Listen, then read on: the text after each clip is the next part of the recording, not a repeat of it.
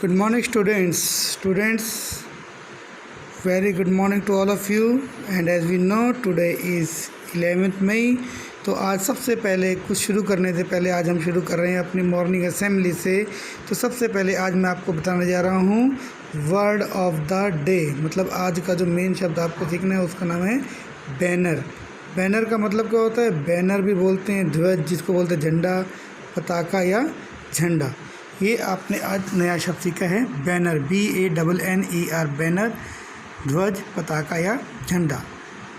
Thought of the day, आज का विचार। मैं अपने जीवन में बार बार असफल हुआ हूँ और इसलिए मैं सफल होता हूँ। देखिए कितना सुंदर विचार है कि असफलता ही सफलता की नींव है। I have failed over and over again in my life and that is why I succeed. तो आपको भी हमेशा इसी को फॉलो करना है और बार बार प्रयास करना है। पज़ल ऑफ द डे, देखिए आज की जो पहेली है वो पूछ रहा है, सूर्य ने पृथ्वी पर अभी तक क्या नहीं देखा है? जवाब कि सूरज जो है हमेशा रोशनी देता था, उसने कभी भी पृथ्वी पर अंधेरा नहीं देखा है।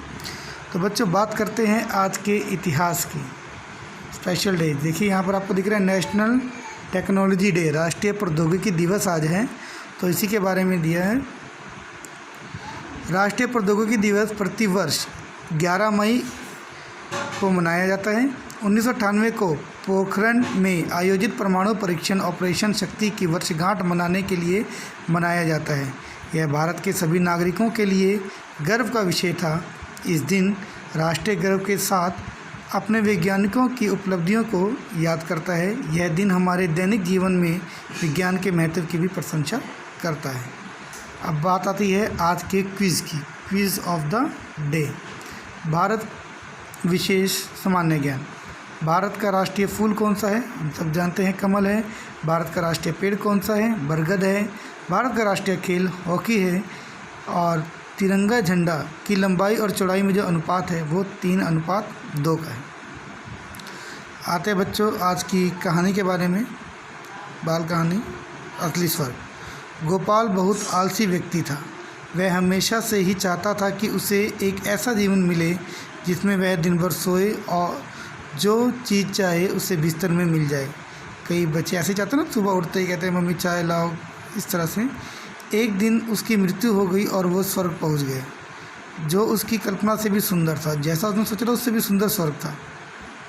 तभी एक देवदूत उसके पास आया और हीरे जवाहरात जड़े बिस्तर की ओर इशारा करते हुए बोला, आप इस पर आराम करें, आपको जो भी कुछ चाहिए होगा बिस्तर पर ही मिल जाएगा। यह सुनकर गोपाल बहुत खुश हुआ। अब वह दिन रात खूब सोता, उसे जो चाहिए होता बिस्तर पर मंगवा लेता। कुछ दिन इसी तरह चलता रहा, लेकिन अब वह उकताने लगा, उसको उबाऊ लगने लगा। उसे ना दिन में चैन था ना रात में नींद थी। जैसे ही वह बिस्तर से उठने लगता, दास दासी उसे रोक देते। इस तरह कई महीने बीत गए। गोपाल को आराम की ज़िंदगी बोझ लगने लगी। स्वर्ग उसे बेचैन करने लगा। गोपाल ने चिढ़कर कहा, अजीब बात है, मैं ज़िंदगी से परेशान हो चुका हूँ, मुझे ज़िंदगी बोझ लगने लगी है।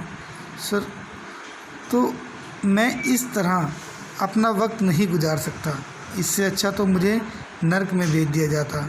बच्चों, असली स्वर्ग वही होता है जहाँ मनुष्य दिन रात मेहनत करके अपने परिवार का पालन पोषण करता है, उसके साथ आनंद के पल बिताता है और जो सुख सुविधाएं मिलती हैं उन्हीं में खुश रहता है।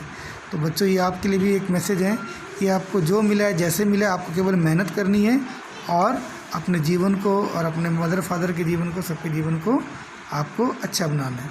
तो आज आपके लिए एक बाल गीत है डॉक्टर चक्रधर नलिनी का, ईश्वर ऐसा करो कि मैं भी वैज्ञानिक बन जाऊं, नई नई खोजों द्वारा जग में खुशियां लाऊं। वैज्ञानिक क्या करते हैं? तो आविष्कार करते हैं और लोगों को खुश करते हैं।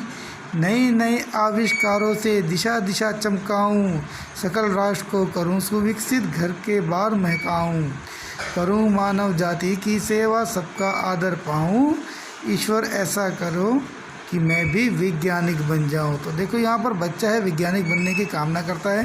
तो बच्चों, मैं चाहता हूँ कि आप लोग भी जो हैं इसी तरह से मेहनत करें और वैज्ञानिक बने, नेता बने, IAS PCS बने और अपने देश का, स्कूल का, गांव का, माँ बाप का, टीचर्स का, सभी का नाम रोशन करें। तो बेटा मॉर्निंग असेंबली के इतने ही। इसके बाद आपकी एजुकेशनल वीडियो हम अपलोड करेंगे। आप ध्यान से पढ़िए और जो भी कोई डाउट हो उसको